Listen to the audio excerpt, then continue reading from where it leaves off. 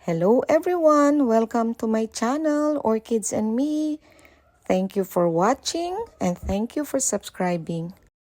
Today, I want to share with you the journey of my 3 new Phalaenopsis orchid with flowers. These are Christmas gifts. Okay po to for beginners so you'll know what to expect from your new Phalaenopsis orchid. Ito, considered as mini fall.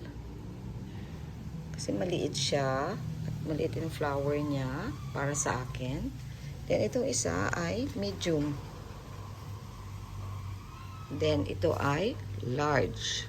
Malaki yung leaves din niya at malaki ang flower. Ito ay pinakauna. Dumating sa akin. Hindi na rin complete yung buds niya. Ito bagong bukas. So, ito sira na. Nasira yung ibang buds niya. So, once na binili natin dito online, sa shipment pa lang, marami ng bulaklak ang nalagas. Mga 2 weeks na to sa akin kasi nakuha ko to before Christmas. Ang ganda niya. Yan ang flower niya. Okay, sana kung marami sila, no? Kaya lang konti na lang kasi.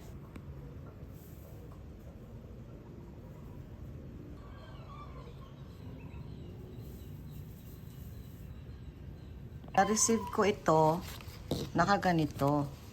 Lahat naman sila, halos nakaganito. So ito, once ko palang diniligan, hinantay ko na maging ganito. Yung silver, yung roots dito, bago ko diniligan. So ito, green pa siya. Siguro mga 1 week ko na itong nadiligan. Ganito pa rin itsura niya. So, ito, walang ganong problema kasi alam ko okay pa siya. Kaya lang medyo parang dehydrated siya. Siguro sa travel. Pero ngayon okay siya. Pwede ko pa siyang huwag galawin. Naman, ito yung flower niya na natanggal. Ang ganda sana, no? Wine. Parang wide lip siya na Phalaenopsis. Ibang klase, kakaiba. So, ang problema niya ay nag-brownish na ito niya. Kaya nalaglag yung isang flower niya. Ito yung last. Nag-open naman lahat. Ang problema pag binili natin ang Phalaenopsis online, hindi talaga sila 100% na maganda pag natanggap natin. Karamihan, kulang ng isang buds o ano. So, ito ganun na nangyari. Ito, once ko lang rin pa diniligan. Tingnan niyo po yung roots niya. Super green and healthy. So far, okay yung plant. Kaya, pwede ko pa rin siyang leave as is. Yung leaves naman niya, okay pa naman. Yung spike lang niya, mukhang hindi na magtatagal. Ginawa ko, nilagay ko lang sila sa pot. Kung may porcelain pot kayo, o yung mas mabigat na pot, mas okay, para di sila matumba. Ito, binigay sa akin ng a very special person. Ang ganda, no? Binili ito sa shop.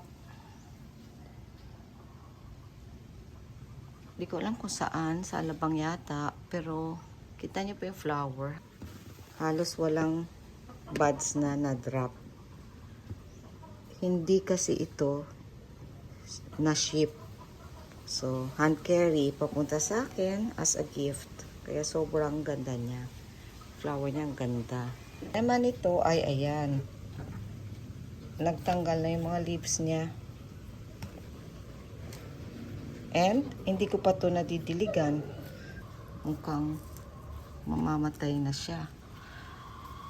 Kasi sa one time nga, nilabas ko pa siya para matuyo, mahanginan. Hindi talaga siya nag-dry. Ito 2 weeks na to, hindi talaga siya nag-dry. At mukhang wala na. Bumigay na. So, ayan na.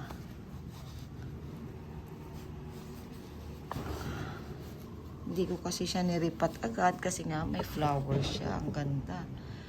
So, okay ang flower niya, pero yung plant niya namatay na. Hope na I can still save this. Kasi wala na to eh, oh. Ayun. See? Bulok na talaga sa gitna. So, pag may bago po kayong Phalaenopsis, huwag nyo na pong antayin na magkaganito. So, pag na-notice nyo po yung Phalaenopsis nyo na medyo masyadong basa, tanggalin nyo po siya sa plastic pot niya. I-loosen up nyo po yung sphagnum moss or bawasan at ilagay nyo po sa pot na may aeration. Kung hindi pa po kayo ready mag-repot or gusto nyo pa pong i-enjoy yung flowers niya. Sorry. Regalo pa naman to sa akin. Tsaka ito, kakaiba. Tigas na parang pang fake. Tapos bigla na lang siya nagkaganyan. Nung isang araw, okay pa siya eh. Yung pala nabubulok na. Hindi ko alam kung kaya ko pa itong i-save. At ito. So, ito na yung Phalaenopsis na nagkaroon ng problema. Ang ganda pa rin ng flower niya. Magsusurvive pa kaya ito? Wala nang dahon. Bulaklak na lang. Gagawin ko dito, ikakat ko na lang siya. Lalagay sa base. Check natin kung anong laman ng pot.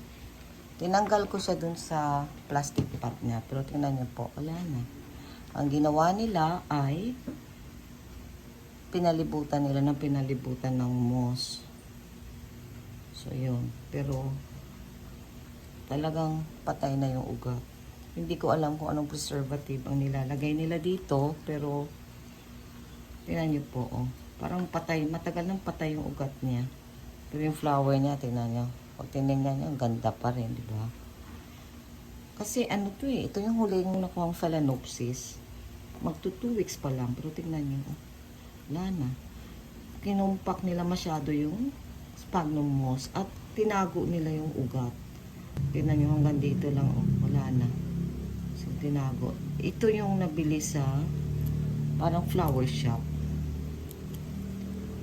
Iniisip ko, kung di ko man lang na-save yung sa taas, baka dito sa baba. Pero mukhang kahit dito sa baba, wala na rin, oh. Bulok na talaga. Wala akong makitang live roots. Ito lang yata. Before pa dumating sa akin to, ganito na siya. Kaya check nyo po yung mga niregalo sa inyong Phalaenopsis. Okay lang sana kung hindi to bulok, tapos may mga roots na okay. Pero ito, hindi ko na to masisave. Kaya check nyo po yung Phalaenopsis nyo. Wet na wet pa rin, oh. Kaya hindi ko siya dinidiligan. Yun pala, wala na talaga mag-absorb ng water. Kaya hindi natutuyo yung moss. Pero ito, duda ko, matagal nang may problema. Hindi ko rin sure kasi alam ko ang Phalaenopsis, mabilis din mag-deteriorate. Piling nyo po ito, roots na to, 2 weeks lang ito. Hindi eh. Mashi na siya. Kaya pala tinago siya ng tinago. Next time, pag bumili kayo ng Phalaenopsis, check nyo po. Ito oh, nabili ko to sa online. Tita nyo po, yung roots siya nasa labas. Nakikita nyo kung bulok o hindi. At nakikita nyo kung basa pa siya. Ibig sabihin, hindi pa to pwedeng diligan kasi green pa siya. So, pag nagkulay ganun na sa taas, yung parang silvery dito, tsaka nyo siya diligan. Huwag nyo nang hangarin na magtagal yung bulaklak kung sakali man. Kasi minsan, pag may bulaklak tapos masyadong nadadry, nag-aano kagad yung bulaklak, nag-fade. Ang mahalaga ay kahit paano mag-survive yung plant para next time pwede pa siyang mamulaklak ulit. So ito ikakat ko na. Dito ko siya ikakat. Yan. I-sterilize nyo po yung tools nyo. Pwede nyo pong painitan or ibabad sa 70% alcohol. So ito, mabubuhay pa ito. So, kahit na hindi ko muna siya asikasuhin, lagay ko lang muna siya dyan. Pag may time na ako, tsaka ako siya asikasuhin. Pero ito, ano lang eh, para bang yung ganda niya, superficial lang. Sa totoo lang. Gusto ko lang pong i-share sa inyo, kasi baka meron kayong natanggap na regalo ng Phalaenopsis.